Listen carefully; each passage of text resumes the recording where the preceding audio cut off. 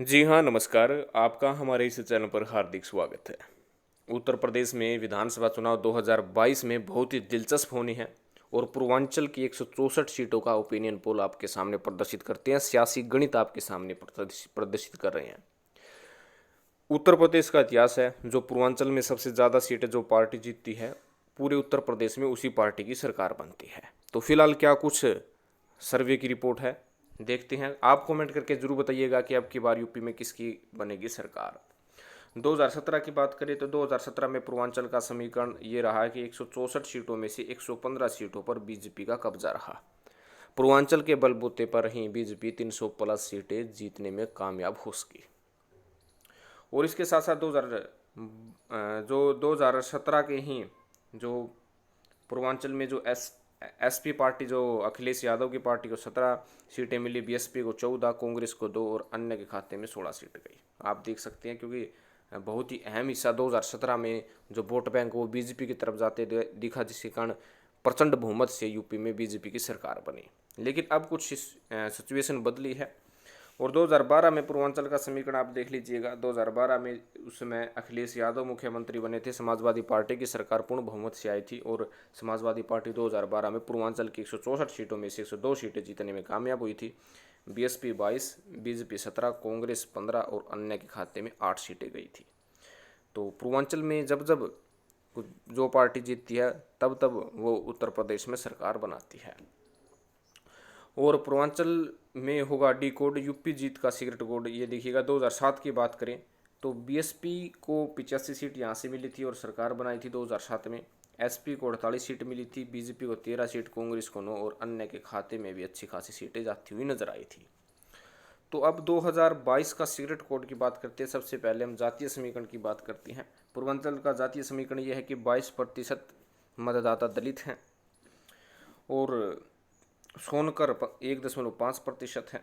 मुस्लिम आबादी 16 से 17% है।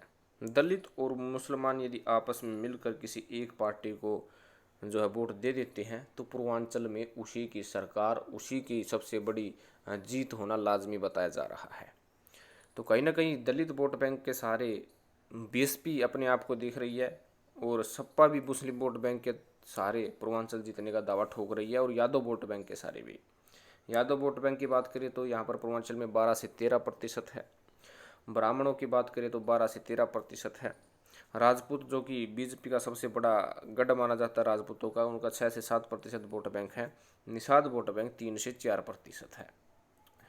अगर ग्राउंड जीरो में पूरी पड़ताल वोटरों की सच्ची सच्ची सच्चाई की बात करें तो आप फिर से आपको बता दें कि पूर्वांचल का जातीय समीकरण यही है कि जो दलित मुस्लिम एक तरफा हो गए और यादव एक तरफा हो गए तो पूर्वांचल में सबसे बड़ी पार्टी उसी की बनेगी। यदि 3 समुदाय एक तरफा किसी पार्टी का साथ दे देते हैं तो सबसे बड़ी पूर्वांचल की पार्टी वही हो सकती है।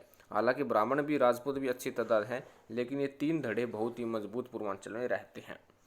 और कहीं ना कहीं जो मोदी ने एक नया सियासी गणित खेला है, आपको पता कि अपना पार्टी से अनुप्रिया पटेल को कैबिनेट में जगह दी है और पंकज चौधरी को भी मंत्री बनाया गया है, जिसके कारण जो अपना दल का अच्छा खासा वोट बैंक जो गठबंधन के तहत है वो बीजेपी को आते हुए दिख रहा है।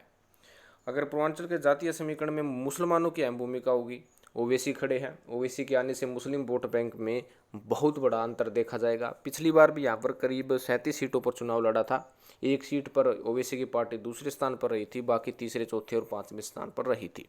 ये मत भूलिएगा कि ओवैसी कुछ नहीं करेंगे, बहुत कुछ सियासी गणित बिगाड़ने वाले हैं। अगर 2022 के ओपिनियन पोल की बात करें तो आपके सामने प्रस्तुत हो चुका है। ये देखिएगा 2022 का ओपिनियन पोल। एसपी को 164 सीटों में से 50 सीटें आती हुई दिख रही है। बीएसपी 72 सीटों पर मजबूत है, बीजेपी 73 सीटों पर, कांग्रेस 11 और अन्य के हाथों में 8 सीट जा सकती है। आपको ये बता दें कि बीजेपी इस समय मजबूत दावेदारी ठोक रही है। अगर बीजेपी को हराना है तो एक लाइन में एक साथ जो है विपक्ष को आना होगा, जैसे कि पश्चिम बंगाल में हुआ है। वैसे ही यदि जो है एक पार्टी का जो साथ मतदाता जो एंटी बीजेपी है या फिर बीजेपी को हराने वाले लोग हैं, यदि किसी एक पार्टी का सहारा देते हैं तब बीजेपी को हराया जा सकता है, वरना 20 पार्टियों में वोट डिवाइड होगा।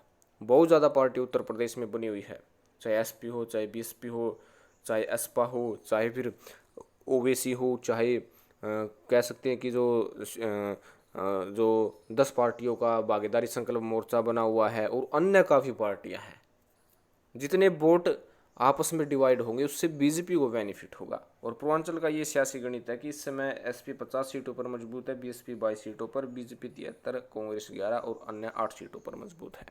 हालांकि जैसे जैसे चुनाव नज़दीक आएगा इसमें फेरबदल होगा। जब फेरबदल होगा तो आपको समस्त जानकारी हम इसी चैनल पर दे देंगे।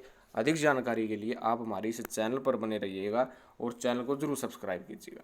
अपनी प्रतिक्रिया कमेंट बॉक्स में जरूर डालें। आपको क्या लगता है अब की बार यूपी में किसकी बनेगी सरकार? ज़्यादा से ज़्यादा कमेंट कीजिएगा। धन्यवाद। जय हिंद, जय भारत।